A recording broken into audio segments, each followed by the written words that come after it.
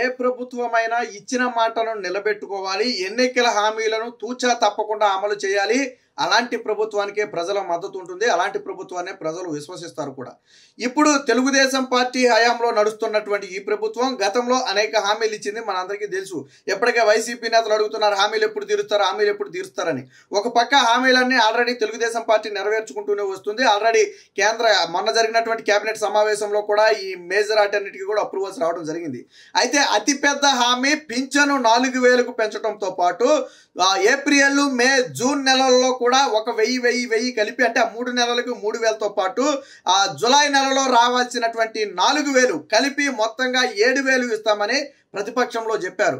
జగన్మోహన్ రెడ్డి 2,000 నుంచి 3,000 చేయడానికి 5 ఏళ్లు పట్టింది. ఎన్నికలకు చివరి నెలలోనే దాన్ని 3,000కు పెంచడం జరిగింది. అంటే 1,000 రూపాయలు పెంచడానికి 5 ఏళ్ల పాటు జగన్మోహన్ రెడ్డి దొంగ నాటకం ఆడాడు. కానీ తన మేనిఫెస్టోలో ఎప్పుడు నేను 5 ఏళ్లలో 1,000 రూపాయలు పెంచుతానని చెప్పలా.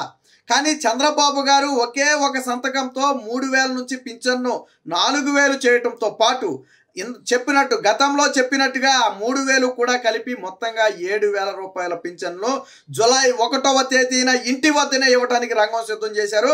మొన్నటి వరకు అధికారంలో ఉన్నటువంటి వైసీపీ విషప్రచారం చేసింది. చంద్రబాబు వస్తే వాలంటీర్లు తీసేస్తాడు, పింఛన్ మీ ఇంటికి రాదు, మీరే వెళ్ళి పింఛన్ తీసుకోవాలా, వృద్ధులు ఇబ్బంది పడతారని రకరకాల ఆరోపణలు చేశారు. అవన్నీ కూడా వైసీపీ సృష్టించినటువంటి ఫేక్ కథనాలు. ఇప్పుడు గతంలో జగన్మోహన్ రెడ్డి ఏమన్నాడు, వాలంటీర్లు లేకపోతే నేను పింఛన్ ఇవ్వలేను అన్నాడు. కానీ ఈ రోజు వాలంటీర్ వ్యవస్థ ఇంకా పూర్తి స్థాయిలో తిరిగి పునర్నిర్మించలేదు కాబట్టి సచివాలయ ఉద్యోగులతోనే పింఛన్ ఇవ్వడానికి రంగం సిద్ధం చేశారు. ఉదయం 6 గంటల నుంచి సాయంత్రం 6 గంటల లోపు ఖచ్చితంగా ప్రతి ఇంటికి పింఛన్ వెళ్లి తీరుతుంది. సచివాలయ ఉద్యోగులే ఇచ్చి తీరతారు. మరి గతంలో ఇవ్వని పింఛన్ ఇప్పుడు సచివాలయ ఉద్యోగులు ఎలా ఇవ్వగలుగుతున్నారు అంటే చిత్తశుద్ధి అనేది లేకుండా నాడు ఆ వృద్ధులు చనిగిపోతే దాన్ని రాజకీయంగా వాడుకోవాలని జగన్మోహన్ రెడ్డి కుట్ర పన్ని 2 నెలల పాటు వాలంటీర్ల చేత పింఛను ఇప్పించకుండా కొంతమంది వృద్ధులు చనిపోవడానికి కారణమయ్యాడు. అలా ఆ కుటుంబాలు జగన్మోహన్ రెడ్డిని గల్లాపట్టి నిలదీయాల. ఈ రోజు తెలుగుదేశం ప్రభుత్వం ఇచ్చినటువంటి పింఛన్ ఇంటికి ఆ రోజు జగన్మోహన్ రెడ్డి ఎందుకు ఇవ్వలేకపోయాడు? ఈ రోజు కూడా వాలంటీర్లు లేకుండా సచివాలయ ఉద్యోగులతో ఇవ్వగలుగుతున్నారు కదా. మరి ఆ రోజు సచివాలయ ఉద్యోగులు ఉన్నారు కదా, ఎందుకు ఇవ్వలేకపోయారు అంటే నాయకుడికి చిత్తశుద్ధి లేకపోవటం, శవరాజకీయం చేయడం వైసీపీకి అలవాటు కాబట్టి ఆ రోజు శవరాజకీయం చేయాలన్న ఉద్దేశంతో వృద్ధులు ఇబ్బంది పడాలి, వాళ్ళ ప్రాణాలు పోవాలి, అది నా సాక్షిలో వేసుకోవాలి, నేను ప్రచారం చేసుకోవాలనే ఉద్దేశంతో జగన్మోహన్ రెడ్డి ఆడినటువంటి దొంగ నాటకం. వాలంటీర్లు లేకపోయినా ఎందుకు లేరు అంటే ఇంకా పూర్తి స్థాయిలో పునర్నిర్మించాల. నూతన గవర్నమెంట్ వచ్చిన తర్వాత విధి విధానాలు ఖరారు చేసి వాళ్ళని ఇంకా తీసుకోలేదు కాబట్టి ఇప్పుడు సచివాలయ ఉద్యోగుల ద్వారా అయితే ఇప్పిస్తున్నారు. 7,000 రూపాయలు, అక్షరాల 7,000 రూపాయలు ఈరోజు అవ్వాతాతలకు దేశ చరిత్రలో ఎన్నడూ లేని విధంగా స్వయంగా చంద్రబాబు గారే ఈ 7,000 రూపాయలు పింఛన్ అవ్వాతాతలకు ఇవ్వబోతున్నారు. దేశంలో ఏ ముఖ్యమంత్రి కూడా ఇప్పటి వరకు స్వయంగా ఇంటికి వెళ్ళి ఒక కుటుంబానికి పింఛన్ అందించిన ఘటన దేశంలో ఎక్కడా లేదు. ఏ సీఎం ఇవ్వాల. కానీ మొట్టమొదటిసారిగా నారా చంద్రబాబు నాయుడు గారు ఇచ్చిన మాటకు నేను నిలబడ్డాను, కట్టుబడి మీ అందరికీ ఇస్తున్నానని చెప్పడం కోసం ఈరోజు అవ్వాతాతలకు స్వయంగా ఆయనే గడప వద్దకు వెళ్ళి పింఛన్ ఇవ్వడానికైతే రంగం సిద్ధం చేశారు. ఖచ్చితంగా ఇది ఆంధ్ర రాష్ట్ర చరిత్రలోనే కాదు, యావత్ భారతదేశ చరిత్రలో కూడా ఇది సువర్ణ అక్షరాలతో లిఖించబడుతుంది. ముఖ్యమంత్రి అంటే ఏదో ఆ ఆఫీసుల్లో కూర్చుని అజమాయిషి చెలాయించేవాడు కాదు, ప్రజలతో కలిసిమెలిసి ప్రజా సమస్యలను వింటూ వారికి అండగా నేనున్నానని భరోసా ఇచ్చే నాయకుడు అని చెప్పి ఈరోజు చంద్రబాబు గారు నిరూపించబోతున్నారు. జగన్మోహన్ రెడ్డి ఏ రోజైనా తాడేపల్లి ప్యాలెస్ దాటి వచ్చాడా?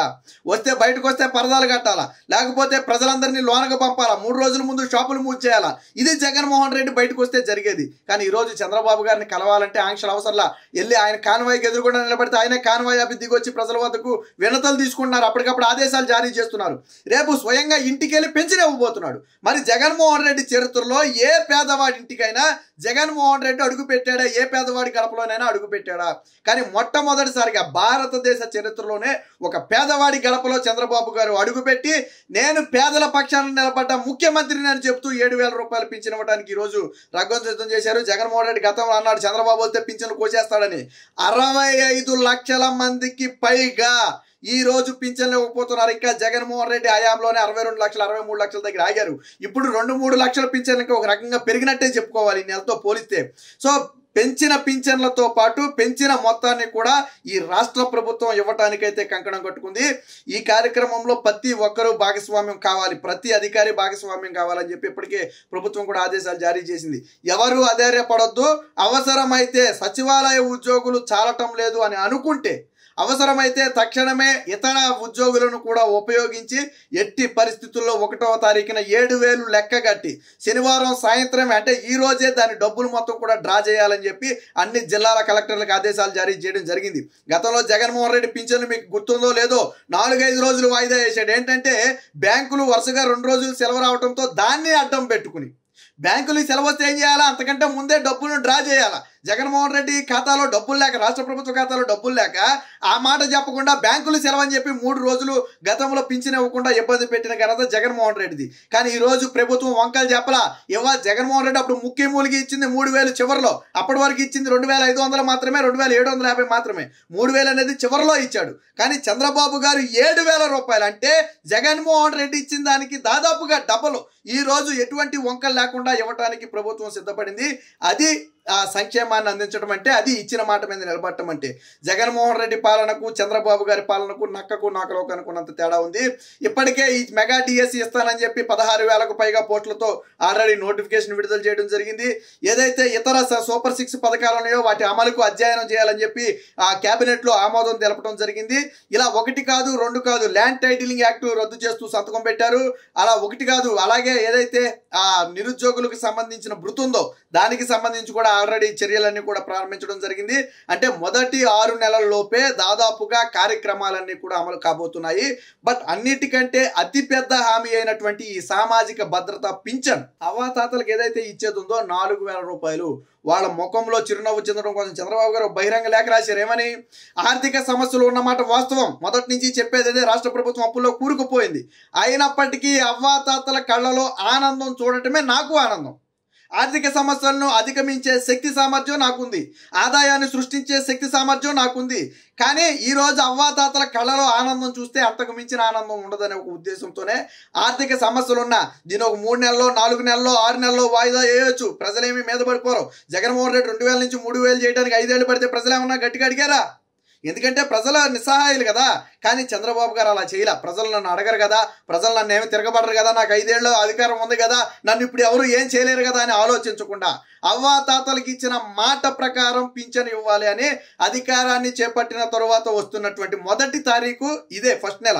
చంద్రబాబు గారు అధికారాన్ని చేపట్టిన తర్వాత వచ్చేటువంటి ఆ మొదటి 1వ తారీఖునే పింఛను ఇవ్వడానికి రంగం సిద్ధం చేశారు. అలాగే ఉద్యోగులకు కూడా 1వ తారీఖునే జీతాలు ఇవ్వడానికి ఇప్పటికే రంగం సిద్ధం చేశారు. రిటైర్డ్ పెన్షనర్ ఉద్యోగులు ఎవరైతే ఉన్నారో వారికి కూడా పూర్తి స్థాయిలో ఆ జీతాలు ఇవ్వాలని చెప్పి, ఆ పెన్షన్ ఇవ్వాలని చెప్పి చంద్రబాబు గారు ఇప్పటికే ఆదేశాలు జారీ చేయడం జరిగింది. మొత్తంగా ఇది ఆ మాట ప్రకారం నిలబడే ప్రభుత్వం అంటే ఈ విధంగా ఉండాలి. మొత్తంగా చంద్రబాబు గారు ఏదైతే ఈ జులై నెలలో 7,000 ఇస్తున్నారని తెలిసిందో అవ్వాతాతలు పూర్తి సంతోషంగా ఉన్నారు. ఖచ్చితంగా చంద్రబాబు తమ కొడుకుగా భావించి ఏదైతే ఓటు వేశారో ఆ మాటను నిలబెట్టుకుంటూ ఈ రోజు వారికి అండగా నిలబడ్డారని వారందరూ కూడా ఆనందం వ్యక్తం చేసే పరిస్థితి.